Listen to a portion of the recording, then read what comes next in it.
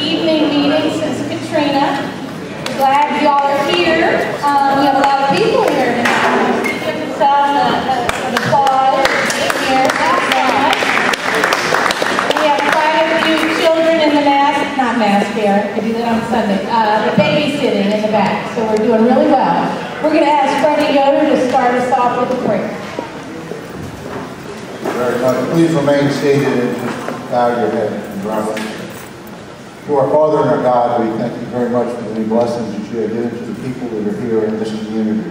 Dear Lord, we ask you to continue blessing and grace on these people in this community, and particularly at this time of the year, watch over our children as they depart from school. Give the parents the strength and wisdom to make the right decisions, to lead their children towards the right decisions.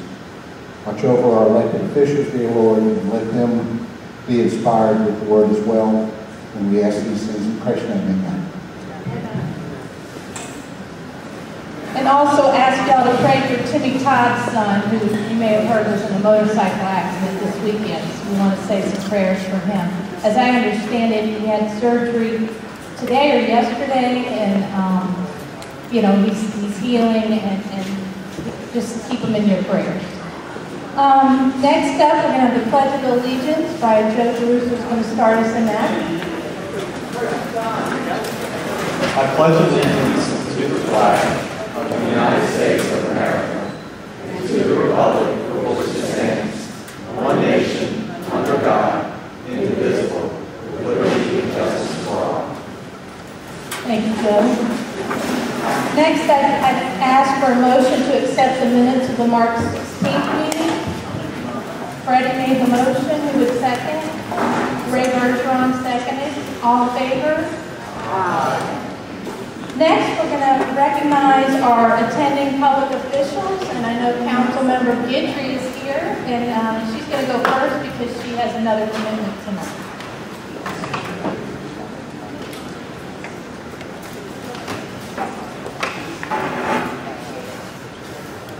Good evening, everyone. It's funny seeing you all here on an evening instead of Saturday morning at 9 o'clock in the morning. Can we vote? How many people like the evening idea?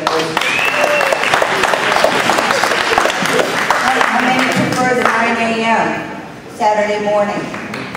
Early risers, okay.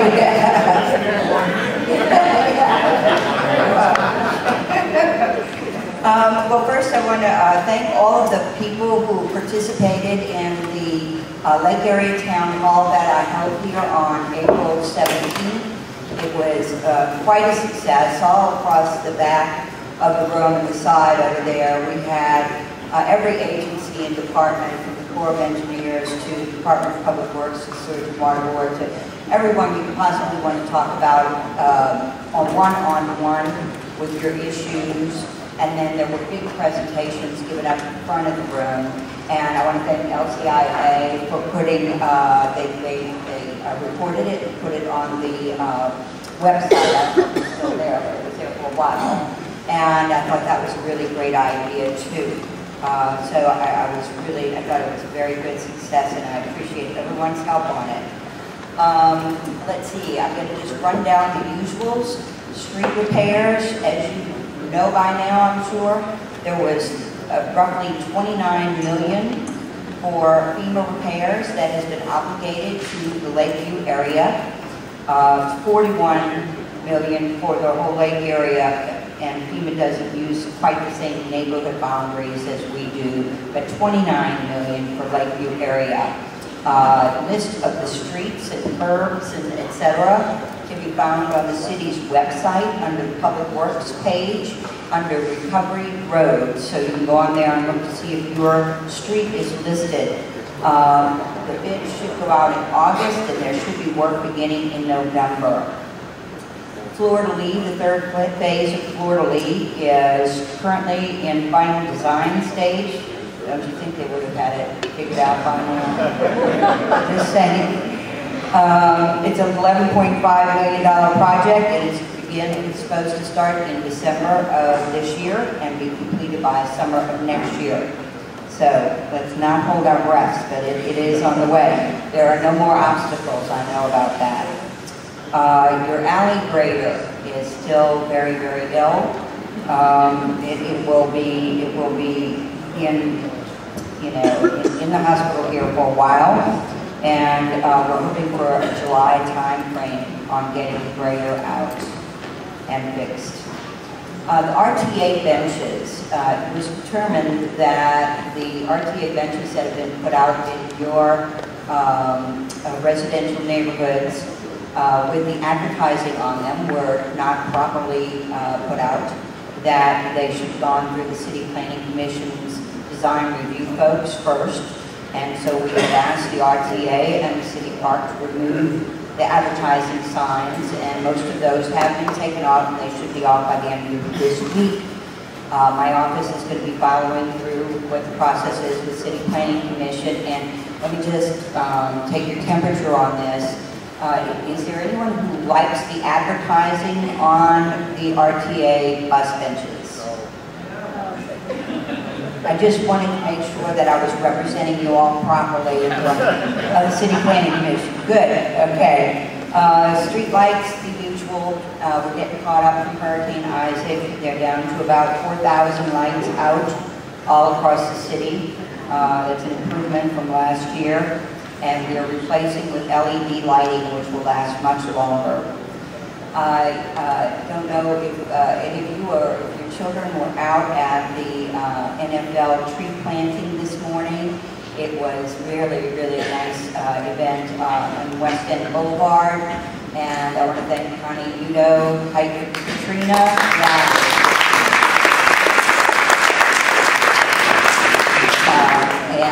Ann Long was out there, and Jack Rowe from the NFL flew in. And this is one of the giving back things that the NFL does for the host city for the Super Bowl. They've gotten this whole environmental program going. So when they go to a host city for a Super Bowl, they, for instance, recycle wherever they stay in hotels, wherever they have offices, the facilities that they're using. Banners that were all over that said Super Bowl and all. Somebody's made clothes out of those and is selling them in this town right now. And they were out there today too. And basically, the NFL tries to recycle everything. Sand from one of the events is now sitting on the Lee Greenway and will hopefully be used for a sand volleyball court in the near future. And so as part of that, they also contributed 4 trees to be put up, and these were put up in West End. And Connie, are you going to tell a little bit more about that? Okay, well, Connie has more information about it. The trees are out there on West End. They're next to the Standing Hook trees, and they have commemorative brass plates on them. They were dedicated to NFL, dedicated to New York, to New Jersey, to New Orleans, and also some dedicated to the people we lost in the Boston explosions. And speaking of that, Mother's Day Parade this past Sunday. I know it was a horrible event for all of us to have witnessed, and there were 20 total injuries, 19 were due to bullets, 3 serious injuries, and if you were familiar with Deborah Cotton, she's reported for Gambit. She's in very serious condition. I've been following that. I was at the hospital yesterday morning hoping to find her awake, and instead she was not, and there was another surgery last night, and that's not going well. There may be another surgery tonight. So if you will keep your thoughts with all of these people. Of course, as you know, the NOPD has a suspect. He has not surrendered yet, but the feds are assisting. It's a 24/7 search, and I expect that we are going to have resolution on this soon. The facts from I'm sorry, I'm forgetting how to say his first name, Akeem Scott, the suspect who did the major shooting, showed that he was out on bail from a March arrest that had to do with weapons. And I think that this is something we really need to be looking at, and it underscores the need for our pretrial services program to become more robust and more used. Pretrial services program would measures the risk that a person poses, rather than if they have the money, they can get out on bond, despite the fact that it's a weapons charge, etc. Pretrial services program is fairly new here. I've been very proud to participate in getting that going. And again, with that, the assessment is on the risk to the public or the risk for flight. And I think these kinds of, you keep hearing Chief Surpass say on the TV, he had arrests for guns before, and you wonder what the heck. And people can pay bond, they can get out. And so these pretrial services assessment forms will help to get the judges to feel comfortable with making higher bonds in these kinds of cases. So I just want to throw that out. I'm the chair of the Criminal Justice Committee, and this is a really important area for me. Speaking of which, this coming Wednesday at 2 o'clock will be the next Criminal Justice Committee meeting.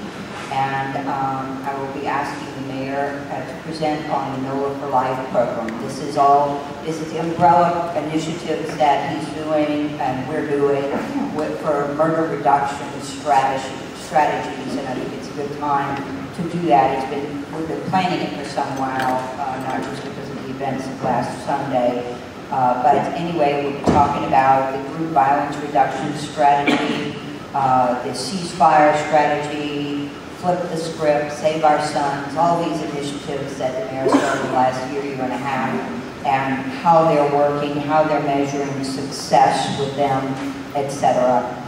So that will be this coming Wednesday at 2 p.m. and be in the City Council chambers, and you can also see it online, on Cox, on the Government Access channel, and then on the City Council's website. It'll be streamed live, and then it'll also be archived so you can look at it later.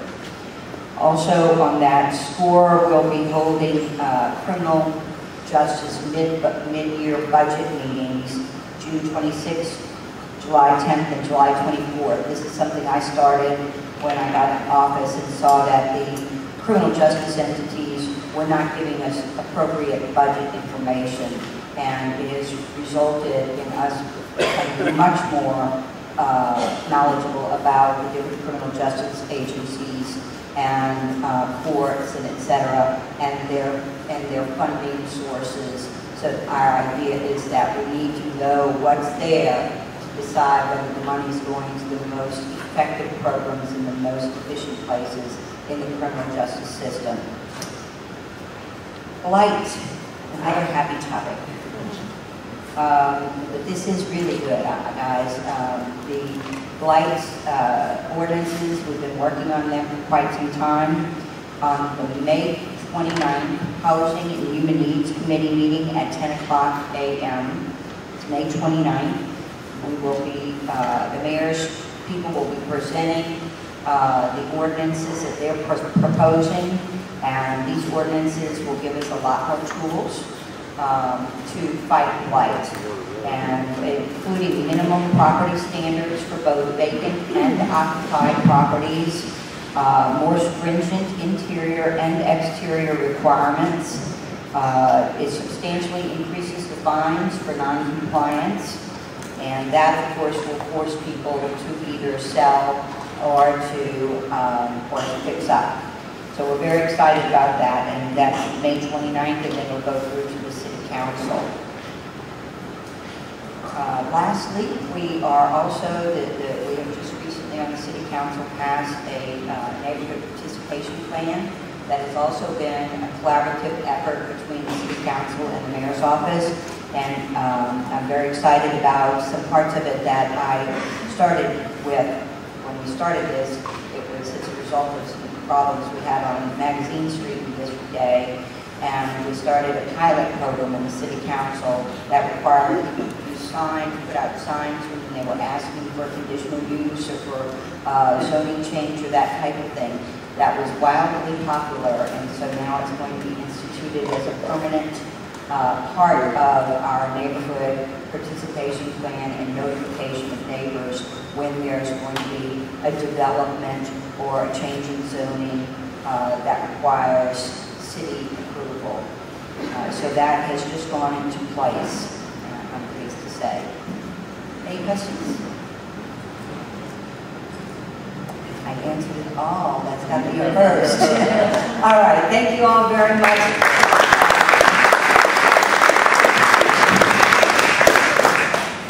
Thank you. And Rico's girl, who I'm sure a lot of you all know, there's Rico right over here. My Director of Constituent Services will stay through the meeting, and if you have any questions or issues, you can go talk with him about them. Thank you. And I want to say the town hall meeting that Susan put on was so informative. I've never been to a more informative meeting, and we're going to summarize it and put it on in our newsletter, so you all will have all that information. It was very good. And it was actually prompted me to have our next person come to our meeting in light of the fact that hurricane season's coming up. You know, there were a lot of questions answered at that meeting by the Army Corps about how prepared are we, pumping stations, levees, etc. So we invited Mike Stack with the Army Corps of Engineers, and he's been willing to come and talk with us today. Thank you very much, Mike.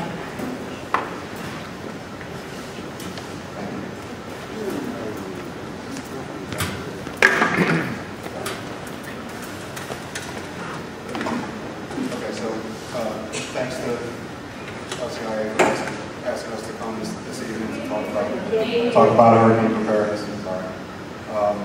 My name is Mike Stack. I'm the Chief of Emergency Management for the Corps of Engineers in New Orleans. Part of my responsibility is making sure that the hurricane system and in general the Corps of Engineers is ready to respond to hurricanes as they threaten New Orleans. So I have a short slide presentation tonight that I'll go through to tell you about the status of the hurricane system, some of the things we've been doing to get ready for the season, and then we'll do a question and answer session if you have any. First, this is our hurricane storm damage risk reduction system status map. The good news is that as of today, the system is functional. It's been functional for the last couple of years. It was operated in Isaac. I'll see if I can put it up here for the whole time. We operated in Isaac to protect against the surge that Isaac brought, and it did function as designed to keep the surge out of the city, and was operated effectively during Isaac. What this map represents is, I know a lot of it is hard to see, but the color code is basically where we are with transferring the responsibility of the hurricane system back to what we call the non-federal sponsor. So just, if you're not familiar with core projects, the way they work are, core project is a construction project. We come in, we build the system, and then we transfer it to that non-federal sponsor to operate and maintain for the life of the project to keep it up and running. So we're at the point where pretty much about half of the system, the construction is what we consider complete, and it has been transferred back to the non-federal sponsor. It would be the state of Louisiana, the levee districts that will operate and maintain it for its life.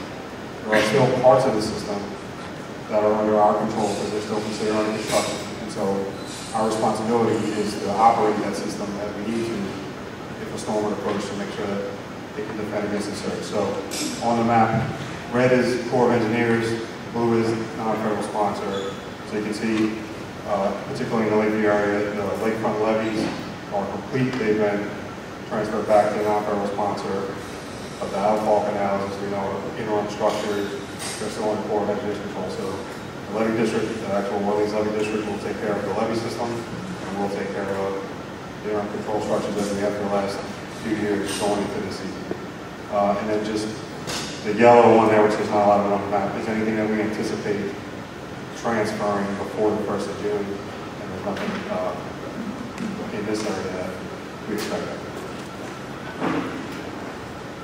One point that we like to make when we go around is the system as it's built has almost 500 openings in it. So these are floodgates, drainage structures, railroad gates, access gates, things in the system that need to be open for normal business but need to be closed when a hurricane approaches. So these openings cross 7 different levee districts, including 2 levee authorities, the East and West Bank. They're included in the hurricane system, which is in the perimeter along the constraint. They're also in the Mississippi River system down along the riverfront. So Every storm doesn't threaten every one of these openings, which means for every storm, we don't have to close all of them, but there is an assessment that has to go on with the storm, with the threat that it brings, as to which ones need to be closed, and we work closely with the levy districts to assess that and get out there and get them closed before the storm closes. So just kind of focusing in on what's in Lakeview. So we still have the 3 ICS and interim control structures along the Outfall Canals and 17th Street, Mornings, and Monday. We did operate all 3 of them during Isaac. We have water level trigger points where we close those structures. So the way the structures are designed is there are gates that are open on a normal day to allow the interior pumping station to pump drainage out to Lake Pontchartrain. If a storm approaches, we close those gates and we activate the on-site pumping systems to transfer the rainwater over the gates that's closed while the gates are holding back the service. So the water level triggers, they're on the screen where we operate those. 17th Street, 3 feet of water. We'll close at Orleans Avenue 5 feet and London Avenue 2.5 feet. And then there's the associated pumping capacity. And this is a coordinated operation with the New Orleans Sewer Water Board. When these are being operated, we have Corps of Engineers, pumping experts, canal captains in the sewer water board pump stations, working face-to-face with them so we know exactly what they're putting in the canal so we can adjust our pumping structure at the head of the canal to get that water out and into Lake Pontchartrain. We'll continue to do that. Just some of the things that we've been doing in the off-season, a lot of our planning is focused on updating plans, updating what we call water control manuals, which are the governing procedures for the structures, the manuals that tell the operator when they need to close it, and then when they close it, what they need to do to operate the pumping system, those kind of things. So we've been working on those, mostly on the IHC basin is the one on the surge barrier out in Orleans East, and the West Coast Complex is the one on West Bank. We've been working on those. There are still, some of the contracts are still ongoing, so while the protection is in place, the system is constructed, there's still some things going on the site, some what we call construction closeout type things. So at those construction sites, when we have equipment there, when we have crews there, when we have things that need to be secured for a hurricane, we have to make sure that we have plans for those, make sure that we can get that closed down before a storm comes. Like I touched on before, we're transferring these structures back to non-federal sponsors to operate and maintain. And then one thing, while we do transfer the system back to the sponsors, we do work with them on hurricane response plans. We have joint response plans on how we react when a storm approaches. So we work pretty rigorously in all seasons to make sure we're all in sync for actions that the Corps is going to take that may affect them, actions that they're going to take that may affect us. We developed an online tracking system for those 500 openings that I touched on. There's a lot of different responsibilities, but we're all working in the same database to make sure we have all the same information and we know real time the status of all the structures.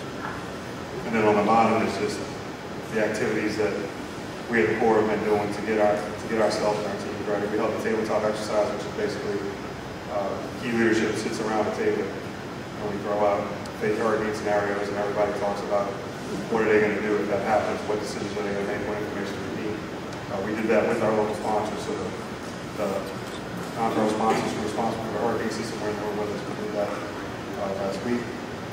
We have a local government liaison program, those are Corps of Engineers employees who will co-locate with the parish in their EOCs for a hurricane. So they'll work face to face with the parish throughout the storm to coordinate any issues that are related to the hurricane system or any other issues the Corps is responsible for. They go with access to all of our communication systems, our network, those kind of things. So they're linked back to our EOC, at the Corps of Engineers, and they're also working face-to-face with the parishes to address the issues. And then we did training for the rest of the team, or we will do training for the rest of the team. Over the next 2 days, we will do a field exercise of all these major structures. We'll start tomorrow morning. We'll go out one by one, and we'll actually physically close and reopen the structures and physically run each of the pumps to make sure that they're ready for the season. The structure crews do that on a routine basis. Some of them are once a week, some of them are once a month. But we will do a full-scale run around the system over the next 2 days to make sure all the structures are ready to go. All right, and just the last slide.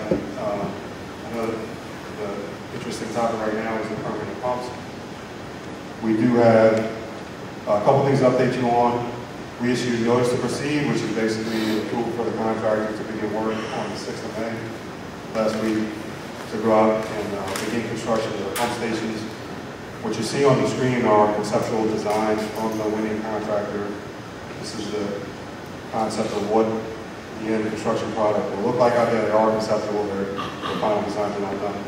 And then the bottom are those conceptual designs overlaid on the proposed locations where those stations will go.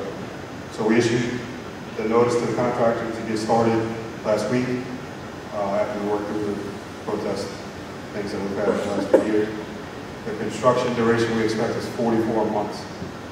So early 2017 is right now when we anticipate these structures to be complete. And there's actually requirements in the contract for aesthetics and those kind of things to make sure that the pump stations fit in the neighborhoods look more like what a normal pump station will look like as opposed to the temporary structures that are out there at the lakes now. And just one point on the site plans, they're all lakeward of where the existing structures are. The existing structures will stay functional throughout the construction process, and we will continue to operate and maintain those structures as we need to until the new structures come online. So we'll have the interim structures to provide the hurricane protection that we need while the construction is going on the permanent pumps. And that's all I have. If anybody has any questions.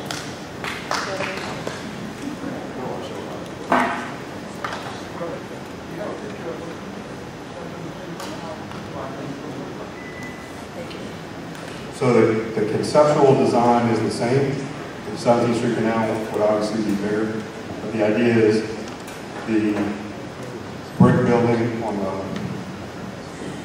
left, what we call the generator building. That's where most of the mechanical equipment would be, and that one would actually be on land, and then the other building is the actual pump building. That one is out in the water.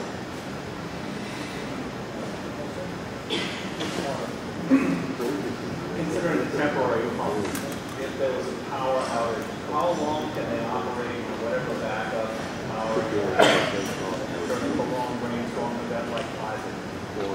So the temporary structures do not rely on city power at all. They have their own power generation. They have generators on site, and actually each pump is a diesel engine. And we have 72 hours for the diesel on site to run everything on the site at the same time, which is not the normal operation. So worst case, we can run for 72 hours without getting refuel at any of the sites. The contractor for the 17th Street Canal remediation project, because it was a joint venture contractor, was not insured as a joint venture contractor. And I know that this job was given to a joint venture contractor as well. It was awarded to one. Because the Corps does not require insurance when they hire contractors to do work on non-federal land, can you assure the folks of Lakeview that the contractor for that work is insured to do that work? So that's definitely outside my area of expertise, but I can take that back and we can get you an answer. I've worked for him for 10 years. Is there any place for living quarters in the event of an emergency? On the drawings, it doesn't seem like you have any living quarters, so how you have a safe room in the event of a hurricane? Yes, so the temporary structures now, they do have safe rooms on the sites. The new structure will have safe rooms that's integral to the building. So there's a part of the building that's basically hardened, which is safe for the operators to be in when it's storm comes. Thank you. The final design has to go through city permitting and planning before you go. And if they're going to be landscape. Okay, so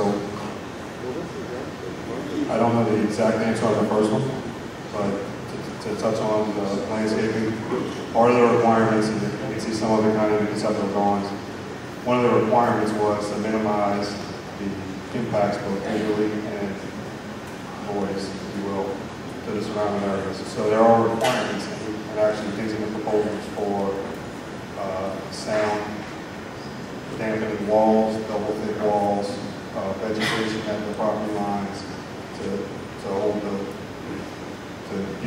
station as opposed to pump station. And then the other thing about the pump station is actually intentionally designed to be as low profile as possible, so you don't have this large pump station sitting up over the top of it now. So there are a lot of requirements in the contract, and as we work with the design through the process, that'll be one of the factors that we consider as we work through what actually ends up going on. Just going to take one more question, and then if you could possibly spend a little time on that. What level of hurricane can that sustain? So the system itself can withstand a 1% hurricane, which is a 100-year storm. It doesn't necessarily equate to a category, which is what we're all used to hearing out west, or category 2, category 3.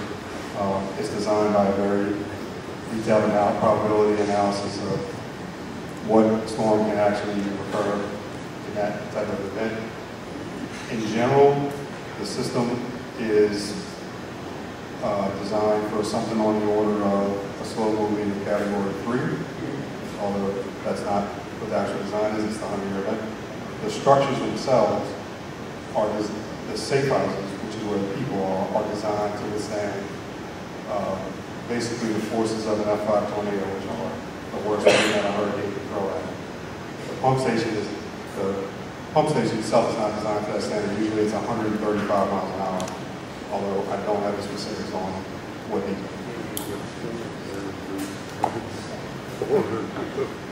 If you don't mind, being in the back, and if you have any other questions.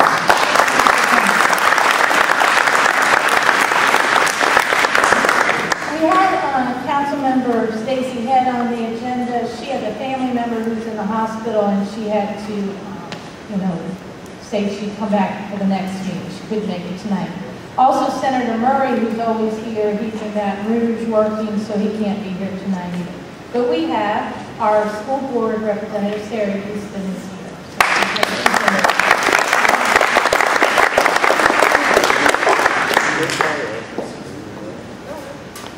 Thank you all. It's a delight to be with you again. I want to thank several of the LCIA members who went on school tours with me of Ash and a couple other schools recently. If any of you are ever interested, please let me know. That resulted in lots and lots of great books for students and other opportunities for those students, so thank you. I want to let you all know that test scores for schools were supposed to come out Friday. We've got word that we think those will be out on Monday. There you go. Piece of information. And we're very optimistic that we will continue to see the rise in scores that we've been seeing since Katrina and since the reform of the school system has taken place. We're really excited to see what happens when those scores come out early next week. The One App application process has been concluded, and we're elated to know that a lot of the kinks that were in the system, while it was delayed this year, but a lot of the kinks are getting worked out, and many families are getting high choices of their first-rated schools, so that's exciting. The last two things, just to let you all know, graduations, as you know, if you are in that season, are happening. So the congratulatory of all our high school seniors, it's a remarkable accomplishment for so many. And we have had such a tremendous increase in the number of our graduates in New Orleans who are going on to post-secondary and completing a high school degree, and that is going to have dramatic effect on our economic development future. So we would stand tall with those folks. Finally, the RFQ is going to be released in the next 30 days or so, and over the course of the next couple months, different firms will be bidding to help us pick a permanent superintendent for the Orleans Parish School Board. And we will have a community engagement process, and I really know that Lakeview knows how to engage as a community, and we would love to have your all's voices represented when we seek input on the type of leader we would like to have for the school system. So as that's coming forward, I'll share that with you all as well. And if anybody wants to go on tours, Anne-Marie, you will know how to get in touch with me, and I will be doing that. We have one coming up on Thursday. It's also short notice at Akili, but then most schools are out. Some are year-round, but most schools are out for the summer, and we'll start those again in September. So thank you. Are there any questions? In the Congress 35, the issuing the contract for right-off something like that. They'll discuss that. Does that move ahead to construction? And the second question is, what's happening to the As I understand it, the 35 project, the some of the work that needed to take place on the site has been resolved and they are moving forward. I will double check that to be certain, but that was my latest understanding. And I'm not familiar with Livingston, so I'll have to contact them tomorrow. Orderly Park still school board property, and any other discussions about selling it that heard any? I've not heard of any further discussions than the last time of where it stood with you all. I know that there are several properties coming up. Nolan Marshall is the chair of the property committee, and I know that there are several properties coming up for sale over the next several months for us to dispose of. I don't think there's been any change in status whatsoever for the I have my eye on it. And yes, ma'am. The tests are being replaced by EOC and the course test. Can you tell us a little bit about those tests? So there's the integrated leak test, which is still in existence for, we have an expert here, Ms. Douglas, but the eye leak tests are still taking place, and that is in fact what she will be using with the elementary schools, and we will use with the elementary schools. The end of course tests are for the end of high school courses to measure and make sure the effectiveness of students, that they know the content that they need to know at the end of algebra, at the end of English 1, 2, etc. So the end of course tests are at the high school along with the ACTs.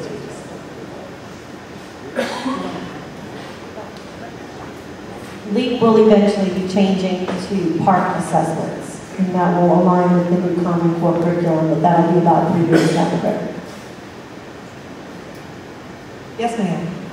Someone asked me whether they could buy lines in the first preference to make the residents. I did not answer that. Hines does give preference to openings to the Lakeview residents through the lottery process. But if there's no opening at that level, then students are waitlisted and we go through the wait list as we go. How do they find out where They can go, actually you can go anywhere in the city of New Orleans, which is a good option. Of course, everybody wants to go to Hines because it's a great school, but I can talk to you a little bit offline. And the one-app process that I referenced a minute ago is the process by which a parent or a guardian can put an application in for any school in the city. Thank you all. Enjoy your wonderful spring meeting. If anyone has any questions that they'd like to ask of Council Member Stacy Head, her assistant Lauren Hotard is here in the yellow sweater, and she's glad to meet with you in the back. Next up, we have Sergeant Joe Bouvier with LCPD.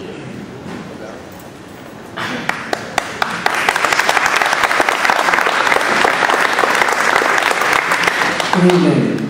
A little hoarse, sorry. For this year, we're looking pretty good. We're about 12 crimes over from where we're 11 crimes over from what we were last year at this time, so it's not, the numbers aren't too bad. We're having a pretty good month. For the month, we have, as of right this moment, we have 12 crimes for the month. We don't have any trends. The crimes we have are all over Lakeview. They're not trending in one area, so that's something we're having to deal with. I'm trying to spread out the troops, the policemen working in the areas where we're seeing crime, but what's happening is it's kind of like all over Lakeview. So it's a little hard to track that way. We had a couple of things that stood out this month so far. We had what started out as a shoplifting over at Rite Aid. As the guy was fleeing the store, he pulled a knife on a manager who tried to stop him. So we reclassified it as an armed robbery, and he was subsequently arrested the next day, thanks to a good job by the manager.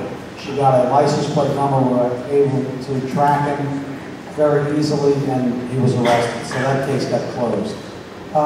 Again, so we don't have anything really trending. We have had 4 auto burglaries for the month, 5 auto burglaries for the month, and 4 of them were unlocked vehicles. One of them had a gun inside, and the gun was stolen. You know, it's a typical song that we sing every month at the meeting, and I guess I'll continue to sing that song. If you don't lock your car, it makes it easy for these guys, because most of them, we're not getting too many cars where they're breaking windows anymore. We've got these guys, and if you got them on video, we know what we're talking about, and everybody who has video can attest to that. They're pulling door handles. And if you don't leave valuables in your car, or at least lock them in the trunk, and if you don't leave your car unlocked, we can see our numbers going down. So, try to work with me. I want to thank everybody who's making the 911 calls on suspicious persons. We've made a lot more stops. We haven't been able to necessarily put somebody in jail, but at 3 o'clock in the morning or 2 o'clock in the morning, we get a call of a suspicious person, and we stop the guy that fits the description. Even though we don't catch him in the act of a crime, we believe, stopping these guys before they've committed any crimes.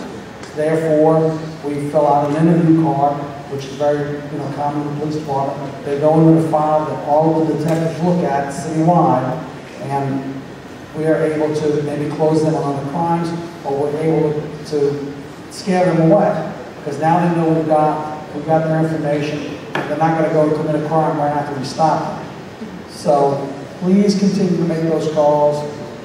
Please, 911 is a number. I know a lot of people like to call me on a cell phone. They don't always get an immediate response of what happens. The guy gets away, the group of guys get away. So please, if you get some of my emails, sometimes, everything is in a very small print, but in very large print on the page, you see the number 911. That's a way of telling you. You're laughing, but I know a lot of people laugh because they got one. Some people got one this week, and I printed everything like in very small case letters, and then right at the middle of the page, the number 911 is about this big. Please, if you call me and I'm tied up, which I am right at this moment, and if this phone vibrates, I'm not going to stop to see what it is.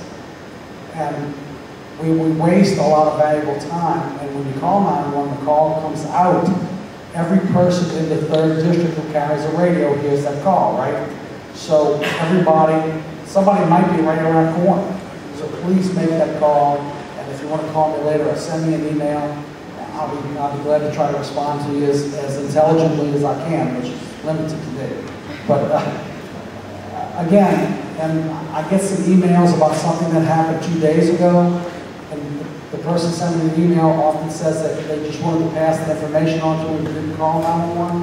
Well, it's cold information, and even though I might have a license plate number, I can't plug it into something that may have occurred unless I get a video showing a person in that car committing that crime. So please, 911, I press upon that. I pray that you will do so. And again, like I told you, our numbers are only up a few crimes for the year, so we're looking pretty good. We have 7.5 more months to go. And I promise you, I'm here pretty much every day. Everybody sees me. If you see that green and that blue car, and you see somebody waving, it's usually me. I try to walk, they're laughing at me, I try to walk as many of the businesses as I can every day, stick my head in and say hello, and walk through schools and hit the parking lots, and I try to impress upon the people that work for us in Lakeview, the police officers, to do a lot of the same things.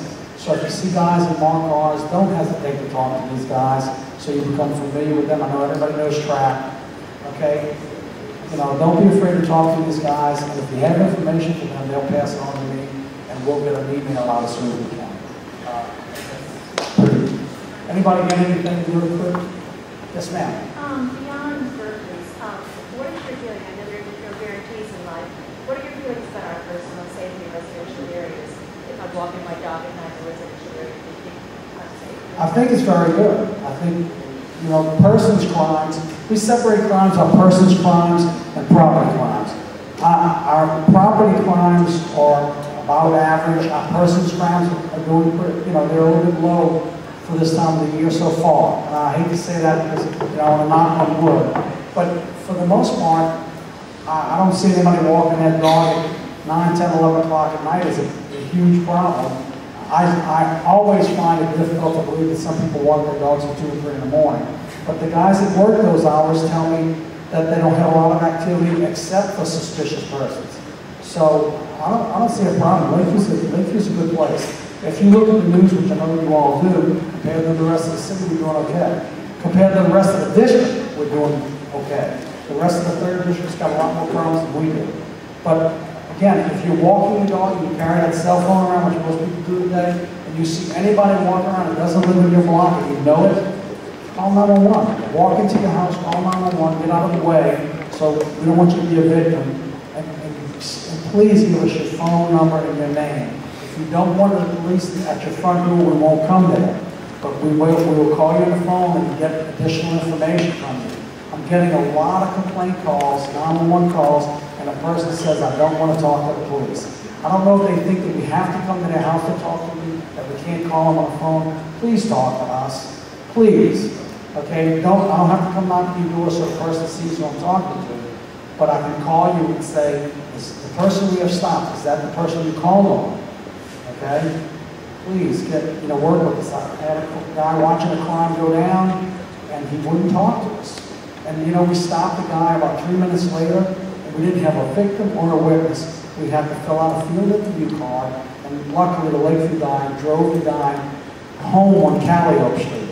What was he doing here at 3 in the morning on Calliope Street? So Lakeview car deposited him at home, get him out of Lakeview. Gave him a free cab ride. But the witness wouldn't tell us, wouldn't talk to us. Okay, so anything else?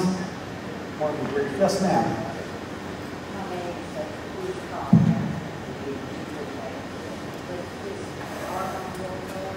I'm sorry? Oh, speeding. I agree with you. The speed limit is 25 and people speed. Harrison Avenue is 35, and we talked at the LCPD meeting about presenting a proposition to get it reduced to 30. You're addressing it to me, and I'll address it to the commander of the district. That's actually something that LCPD doesn't. We try not to do too much traffic, because if I tie a guy up running radar, okay, he can't find a bird because he's too busy running radar. So I'll present that to the commander of the district, ask him to talk to the traffic unit about getting some guys shooting radar.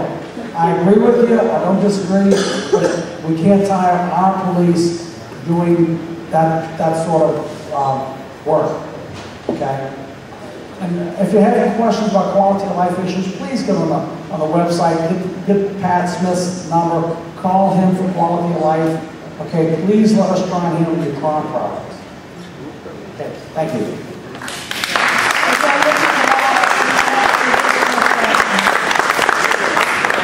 I wanted to revive something Todd did before. It's called Ask the President, and just go over some questions that have come across my desk and the desk of other board members really briefly. One question came up, why are we spending $4 million to put palm trees on Harrison Avenue? Good question, yes. Well, I'll give you this answer, okay? Of course, the question is in the context, why don't we fix our streets, okay?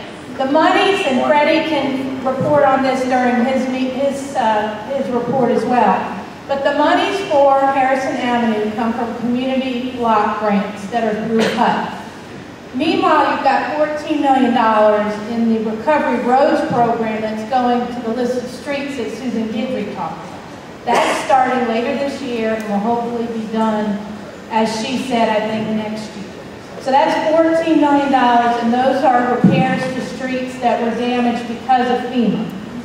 Then we've got the Submerged Roads program, and that's what you see like City Park, if you go that way to the interstate like I do every day, they're doing work there, they're doing some work on Fillmore and City Park. So you've got the $4 million, which is a beautification, economic development, let's bring businesses back to an area that was devastated due to Hurricane Katrina, and then you've got the $14 million, and I apologize, I don't know the number for the other program. So we have different pots of money, and they're all for a good purpose. Obviously, we want all our streets fixed. I don't know that that's ever going to happen in my lifetime. But we have something coming, and I'm looking forward to how Harrison Avenue is going to look. And I will tell you, we are so lucky that we have the contractor we have, because they have worked with us very much, many, many times, on issues having to do with electrical issues on Harrison Avenue, conduits for the water that we need, for the landscaping that LCIA pays for. So we're very lucky in that respect.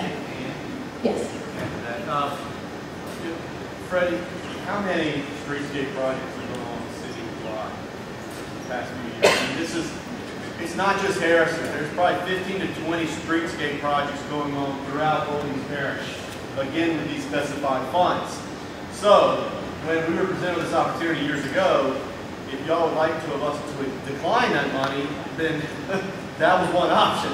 But that money would have then been used in other neighborhoods. So our philosophy was, if this money is going to be used for streetscape, then darn it, we as Lakeview want our $4 million to enhance our street. The possibility of saying, hey, we like the fact that you're going to give us $4 million, but we'd like to use it X, Y, and Z is not a valid option. So we worked with the city, we got a great contractor, we're going to have a first-class commercial corridor, which is going to continue to bring in businesses, tax-based revenue, and really set the ground for the future of our neighborhood. So to turn that down would be sort of foolish. I think Todd answered that very well. Okay. And then we've got some questions about what is it going to look like, and the city had a number of meetings about the blueprint and how it was going to look. But if you want to look at the blueprint, I printed it out today from the city's website, and we also have the website for the purchasing department where the actual bid and the information is on there. So you can email me at president@lakeviewcivic.org. I'll be glad to give you the website if you don't have a pen and paper right now. Alleys, a couple questions about alleys. I emailed Department of Public Works today, and I think Susan reported on it as well. They are waiting on a few parts. They couldn't give me a timetable for the grader. In the meantime, we have some names of people that can work on your alley if you choose to hire these people. These are not people we recommend. These are, there's a big disclaimer that we give when we give you these names and information, because we get a lot of questions about what if we want to pay to grade our own alley. So we have that information, and you could email me at president@lakeviewcivic.org, and I'll give that to you. Okay, next up we have Jeannie Tidy with the Lakeview Shepherd Center here to give us an update on the Shepherd Center.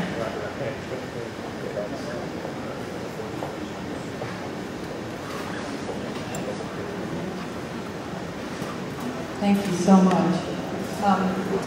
I know that we just had our gala recently in April, and a lot of you didn't come, but we missed you, and it was a wonderful night, and we had a great time. But I wanted to tell you that the Lakeview Shepherd Center is not a place that people sit around and collect dust. This is a very active senior center. We have all sorts of activities and wonderful things that the seniors like to do, from playing bridge, we have French classes, we have Tai Chi, yoga, all sorts of physical activities, and pottery, art, just about anything you could possibly want to do. So these seniors are very active, but I think what a lot of people forget is that a lot of seniors, in Lakeview especially, were really hard hit after the storm, and some of them felt too overwhelmed to rebuild their houses. Well, some of those people actually come to the Shepherd Center even though they don't live in the neighborhood anymore. So we even have people coming from Harahan, East, New Orleans East, Mid-City, and Gentilly, right in this area. So they're not just people from Lakeview, it's from all over the city really now, and they love the center. And what we do offer are a lot of resources for seniors that they wouldn't have an opportunity to have. We become a respite for the caregivers, for the parents and people who have older adults, so that they know that their family member can be in a great place and enjoy a socialized atmosphere. And we know that by all of the help and resources and the articles that have been written, that seniors who are active mentally, they stave off Alzheimer's, and also with physical activity, all of these things help. And they help them stay active and engaged, and that is the most important thing, is for them to feel useful.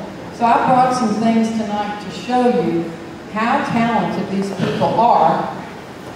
These are some of the things that they make at the Shepherd Center.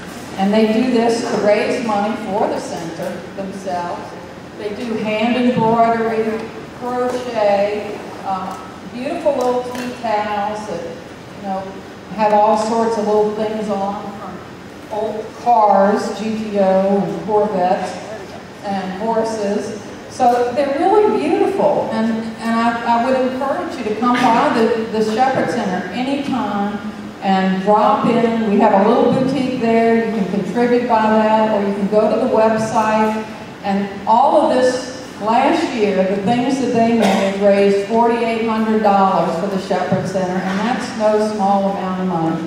So we really do work hard to try to raise money ourselves, and these are things that the seniors love to do, and it makes them feel useful again. They feel like, they always ask me, what did you sell at the Harrison Avenue Market? They get very competitive about whose things sold. So I would encourage you to come by, and it's very important. I also ask you all to think of a place for us to have a permanent place, because this will be, the second time we've moved in 3 years. After this, the end of this year, next June, we're going to have to move again. So please try to find us a permanent, long-term, either rental or a place that we can have for the center. It's really important. We have over 68 members now. We have a partnership with LSU Dental School that we formed to help seniors get really good dental care. We formed a partnership with Tulane. We now have laptops, we have computer classes, and they love that. So come by and support us. We love Lakeview. Thank you.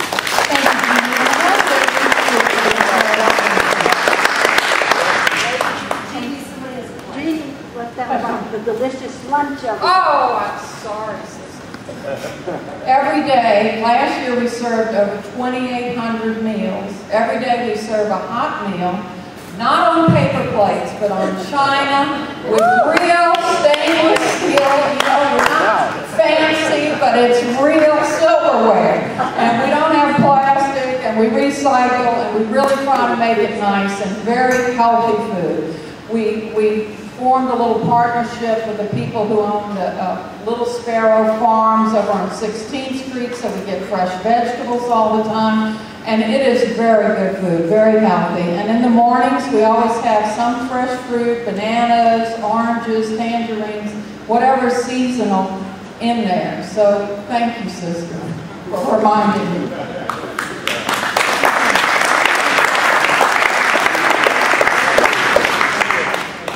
LakeviewShepherdCenterNOLA.org is the website if you want information. Thank you, Gina. And I'm sorry, Reed, you are up next. We have Reed Raymond with the Neighborhood Watch Group, and he's here to give us a report on the group and also to present a special award.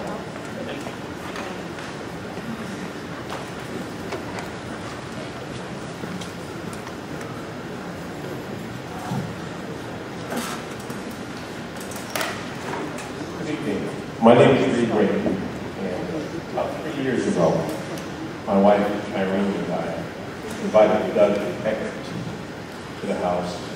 He wanted to start a neighborhood watch on our block. He rang the doorbell. I opened the door, and I immediately pulled out my driver's license for identification. Doug walked in, looked at me, and said, "Don't need the ID, Reed. Don't you remember me?" I paused, stared at him, and immediately flashed back 25 years to the corner grocery at Canal Boulevard and Greenwood Drive. A Benjamin Moore paint store stands there today. The year was 1985. Irene and I lived on Greenwood Drive, and we shopped at the Canal grocery. The aisles were narrow, the buggies were small, and we usually bumped into Doug when he was stocking the shelves. So that's when I first met Doug, until we talked about Neighborhood Watch. So we continued our conversation. Doug left a Neighborhood Watch manual with me, instructed me to call the crime prevention officer, and the seed was planted. Today, LC has developed into the Lakeview Neighborhood Watch Group, and I'd like to introduce members. I'll start with Ray Rose, who's seated in front of me. There's Irene Dowling, seated. Please stand, Irene. Mabel email. Where is Richard? There's Richard. And Val is on our board. And Nancy's not here. I know she's been ill. So that's our group. Oh, I'm sorry. Did I miss Barbara? Oh, there's Barbara. And we work with Lakeview Civic. We work with Lakeview Crime Prevention District. And we like to work with neighbors like you. We want to, some of you may know a lot of the neighbors, and a lot of you are engaged with your neighbors. Some of you do not know neighbors and not as engaged. Regardless, we want to include all of you in our contact list. And we want to inform you of crime prevention events. One event occurred yesterday at 1:22 p.m. A simple burglary was committed in 6900 block of General Hayden. Another event is on Thursday, May 23rd at 6 p.m. in St. Dominic Rectory. Sergeant Joe Bouvier is going to give us our monthly crime report. If you're interested, please join us. So, if you need any more information about us, we have our table in the back, or you can Google Lakeview Neighborhood Watch, and you'll find us on the Facebook page. And now I'd like to make a presentation to Doug. We have picked out a special gift for him to show our token of appreciation for his dedication, his vision, and his support of our community. And ask Val, if you would.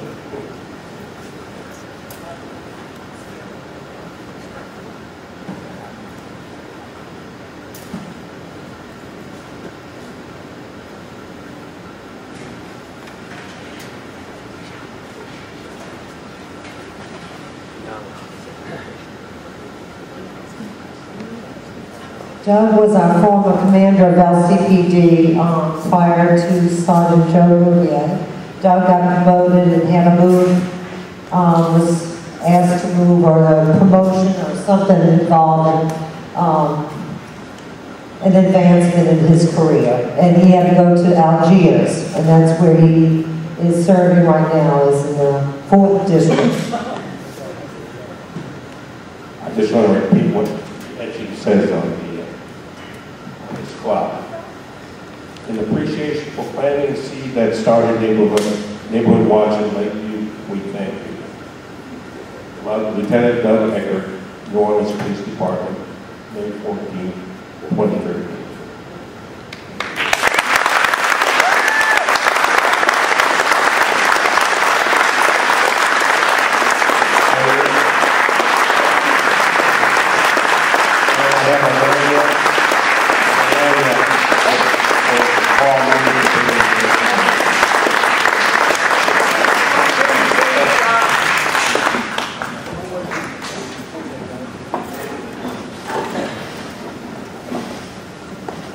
I really want to tell everybody thank you. If I may, you all are certainly a sight for sore eyes. And I say that collectively.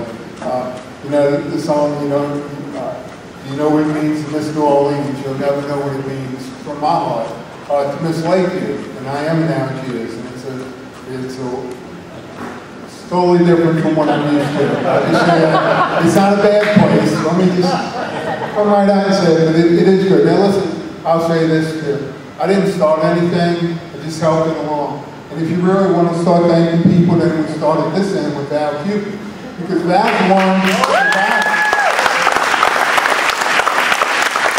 Val started this, she really got Lakeview Prevention District started at home separate, on a special way, where she had maybe a handful of people coming up with money to pay police officers, and she was out there riding the streets when most people wouldn't. So she, and even with the neighborhood watch, so the credit really starts right here, right where I'm standing at with that.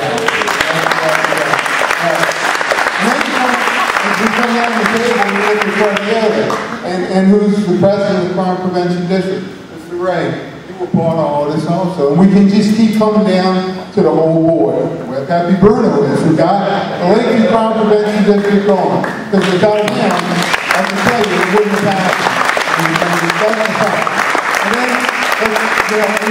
let's go to everybody on this whole table. And then let's start with the real people in that shit. And I listen to Sergeant Bouvier talk, and he keeps preaching about 911. And I did the same thing. I said call the police, and I said if you don't want your valuables, put them on your hood. That way we don't have to worry about everything in your car. All right? And that's a fact. Because you all get the message, because you all come to the meetings.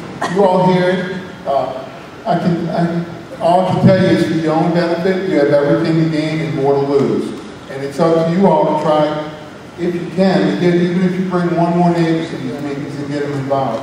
And by doing that, and with the whole neighborhood watch, if you knew how much that means and what those signs mean, as far as the neighborhood watch, it goes a long way. I could sit up here and talk. I had probably 16 months of back talking I could do to you all. That's how long I've been going. I won't do it because I know you all have a lot to go through. I appreciate it. You shouldn't be thanking me. I thank you. So thank you very much.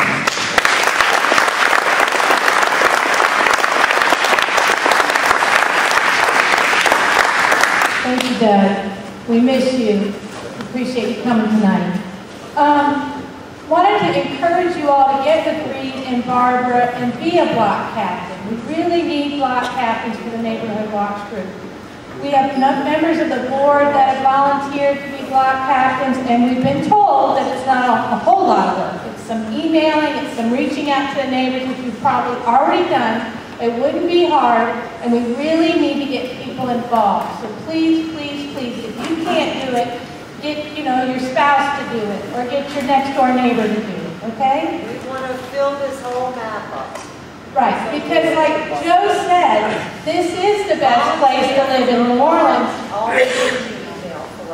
But the reason is because of people like Val and Joe and Freddie and you, because you're paying attention. And the way to keep this going is with the neighborhood watch group. So please, please, please think about it and ask around. If you can't do it, try to find someone for your block. Okay, now we are going to recognize our business members who are here today, and Rory Bellina is going to do that for us.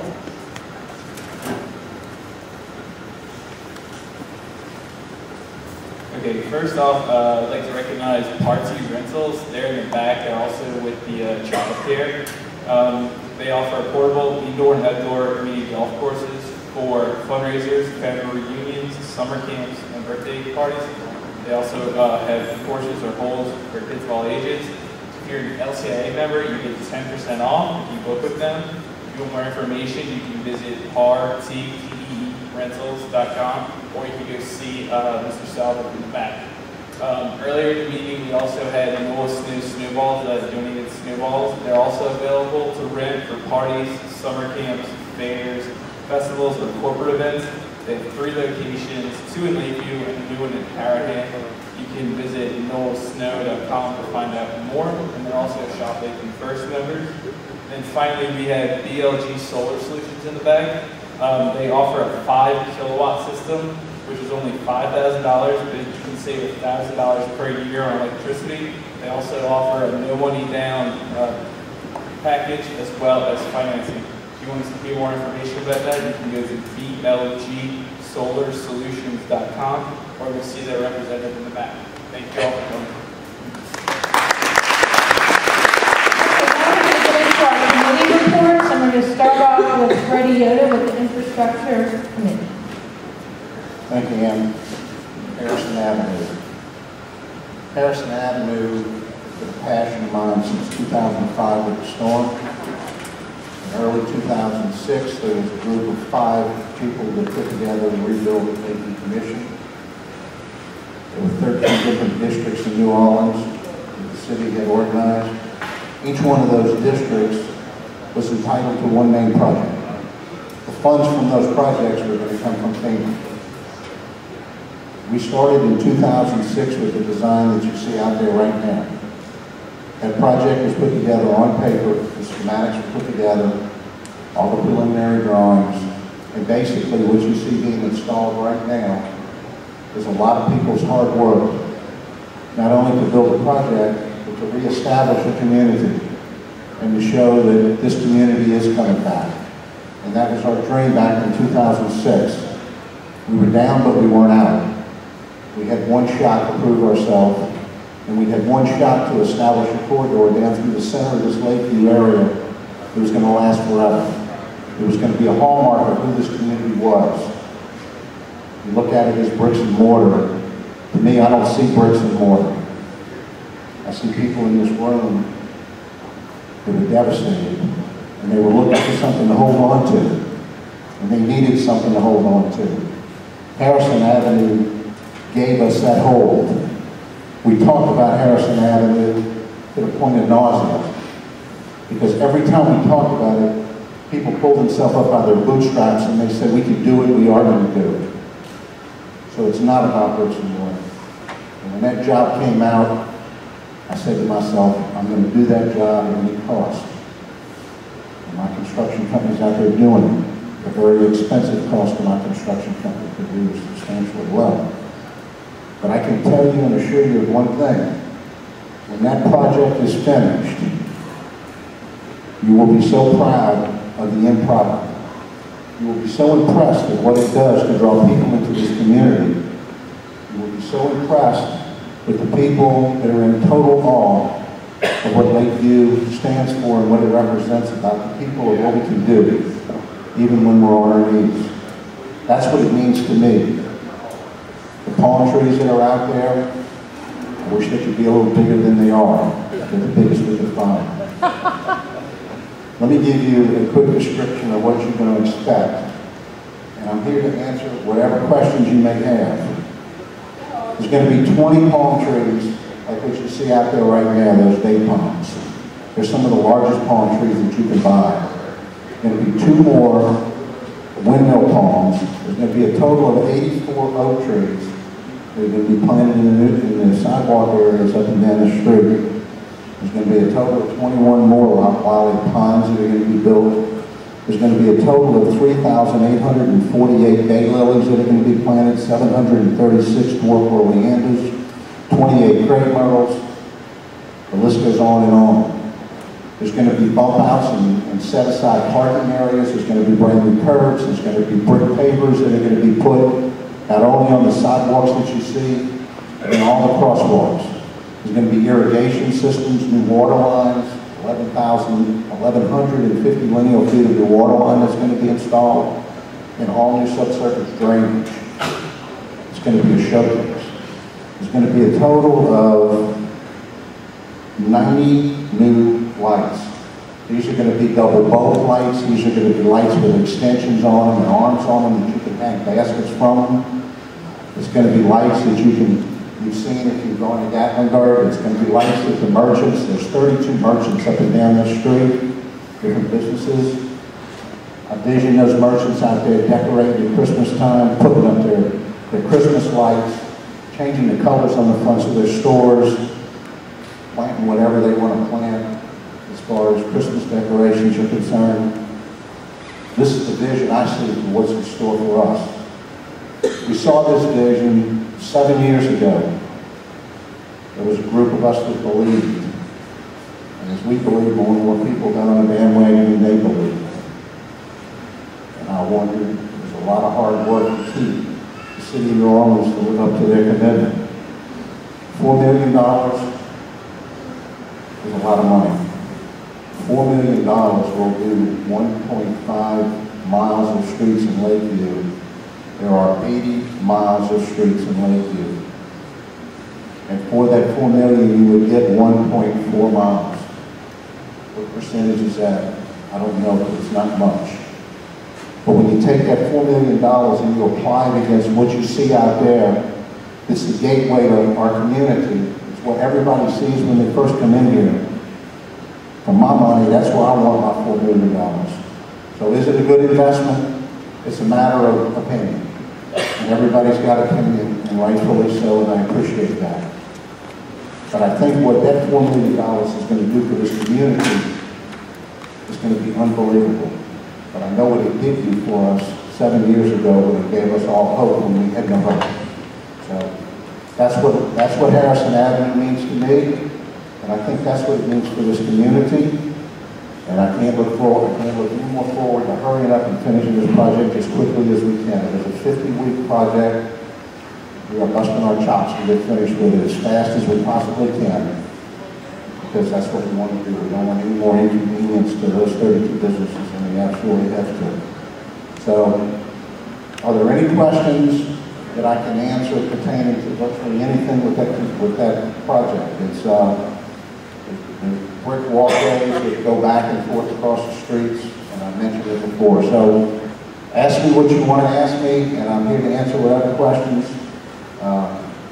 We don't have any hidden agendas here. It's all an open book. Yes, Rita. I just want to say, Freddie, thank you so much for continuing with this ad for so long, because I know what a hard job it was to get this money and get this done. Thank you. You bet.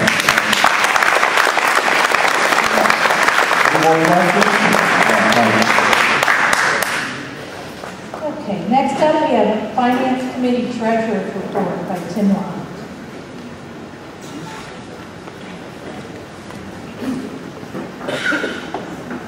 I just want to remind everyone that the financial information is in the newsletter every 2 months.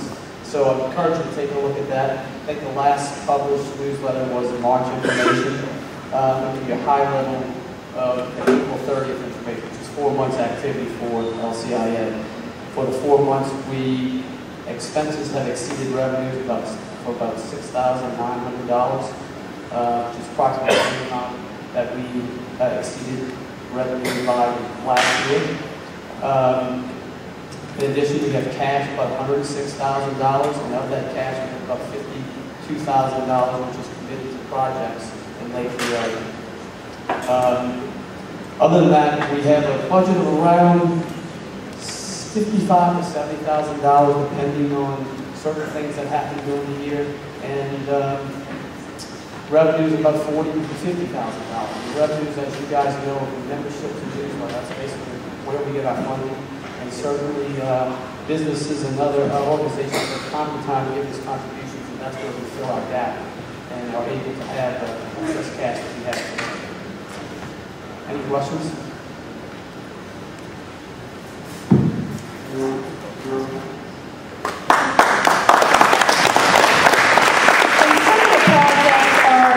Upgrading the conduits and electrical in the neutral ground on Harrison Avenue, landscaping, things of that sort. So those are the types of expenses Tim was referring to. Okay, next up is Adrian Bruno here.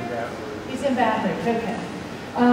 Adrian is the head of the West Lakeview Committee, and he is, it's a relatively new committee, and he's trying to do what he can for the businesses and follow up on Florida Lead repairs. And he's very active, and it's a new committee. If you live in West Lakeview, you want to reach out to Adrian.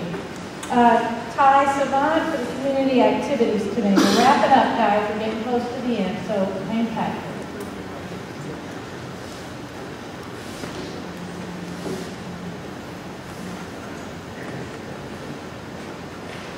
So the next thing that we have going on, guys, are we're putting up 2 little libraries in the next couple of weeks. One will be near the playground on Canal, right next to Lakeview Presbyterian. Just another reminder that that is a public playground that is not just for the church. So we'll have a little library there, and we'll have one near the Florida League playground. And the purpose of these 3 little libraries is just what it is. You go to that little library. You want to borrow a book, you take a book, and then you bring it back to the library once you're done. There's a website that you can visit, Free Little Library. We have actually about 12 of them in New Orleans already. And we're very excited about getting these started, and also encourage you to put up little libraries in your areas as well. Let's see, next few weeks, we'll be collecting books for these libraries. You can donate books either at meetings or at the Harris American Marketplace. At the membership table, we'll be collecting books for those. We had a great donation from Heinz already, so we're very excited about that. The next thing that we're working on is working with the library just to increase programming for the community. Again, our whole purpose of our committee is to have community activities. If there are any things that you're interested in, please let us know. Somebody had suggested maybe bringing back like a Garden of the Month contest. So if that's something that people are interested in, do let us know so we can put some time and effort to developing that. As always, we're looking for more people for our committee, so if anybody's interested in joining, please let me know. Thanks so much. Next up is our communications committee. We're going to talk about the website and lots of other things.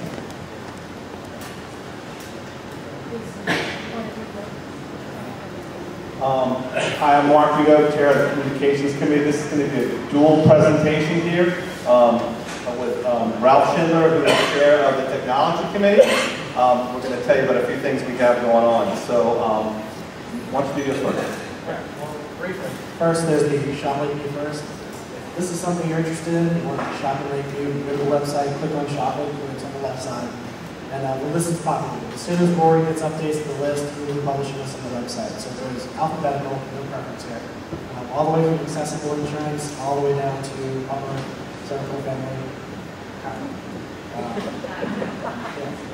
In any case, that's the website. The other thing I wanted to bring your attention to is if you click on the Facebook link in the top right-hand corner, many of you may or may not be on Facebook. This is a great place where we share stuff day to day. So, for example, someone lost a dog. They posted it on our website, on our Facebook page, and shared that with our community. You can't see this here, but I know that this message went out to 250 people today. So this is a great way of sharing information on a daily basis. Going back to the website, I'm going to let Mark take this over. I think he's going to tell you in a second that our advertising is maxed out in our newsletter. So I'm going to let him wrap this up right here. Yeah, that's actually a fact. It's a milestone we hit. We are advertising for our newsletter. We're at maximum. So if you really want to advertise Lakeview Civic, the website is your next opportunity. And we have a setup where you can do like a business card size, and we have Lakeview Veterinary Hospital is one of our advertisers.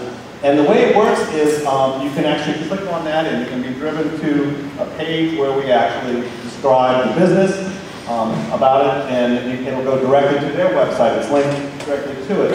And on every click, when you change pages on the website, an advertiser will pop up. Right now we just have Lakeview Vet, but there's two rates. We have an annual rate, $350 a year, but there's also a 6-month rate, which is a great way to get started and see how well it works. So that's $175 a year. So if you're interested, you can go to the website, send an email to myself in the contact information slot there, and it's a great way to get the word out. One of the things also that part of being part of the Shop Lakeview First program is the link to the websites. Your own website is contained there, and also a Google map. So you can click on that and get directions to where you want to go. So thank you for all the information you all give to us for our newsletter. It's 36 pages strong, and we print 850 copies that get to not only to our members, but to Gulf Coast Bank and membership table and a lot of the local businesses. And so keep the content coming in. It's really interesting stuff we keep getting. So thank you all. Thank you, Mark. Yeah, and this newsletter really has just become a great source of information. I learn stuff every day reading this newsletter, so it's a wonderful effort. Next up, we have Ray Bergeron from our zoning committee to talk about some recent announcements from City Hall. For your pleasure and your information. Fantastic resource that we offer from LCIA. We recently attended a presentation from City Hall. They have put together what is called One Stop. One Stop.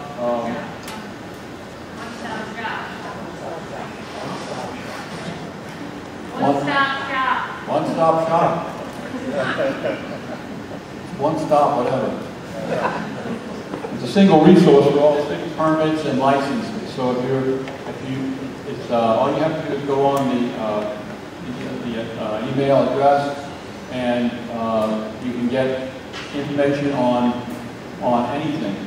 Licenses. If you want to start a business, you want to build a house, you want to renew a business license, hold a special event, or sell one, sell something, this is the way to do it. And it seems to work. I've tried it so far. I can find building permits, I can find zoning information, all in one location. At the City Hall, they have combined all of the departments that relate to licensing into one floor on the City Hall, and you can go there and they put you in the queue, and you can move through very fast. Better than much better than before. Your name comes up on a TV set when they're ready to take you in, so that they're coming into the 20th century finally. Other thing I wanted to mention is that the restaurants that are developing in the Lakeview area, I can tell you that the Chinese restaurant is going to be open at 1st of July, and the Biscuit restaurant out on the lakefront is going to be open mid-June, and the Wellness Center, which is under construction, the synagogue, has a big tenant dock. It's all medical, obviously. But the important thing is that we continue to meet at first Friday of every month, and it looks like the activity is starting to wane, meaning that we are slowly filling up Lakeview with houses, so there are not as many variances being requested. So that's an interesting sign. I guess we move on to the next level, which is dealing with overcrowding and parking. Thank you.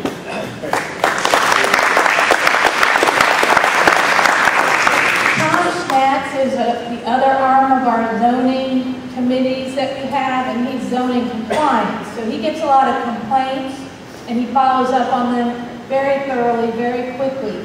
He's here, he doesn't have a report, but he says if you need to talk to him, you can speak with him. He's the gentleman with the blue cap. We are wrapping up. I want you all to email me if you have any meeting ideas. You know, I'm kind of new at this. I've put together a couple meetings.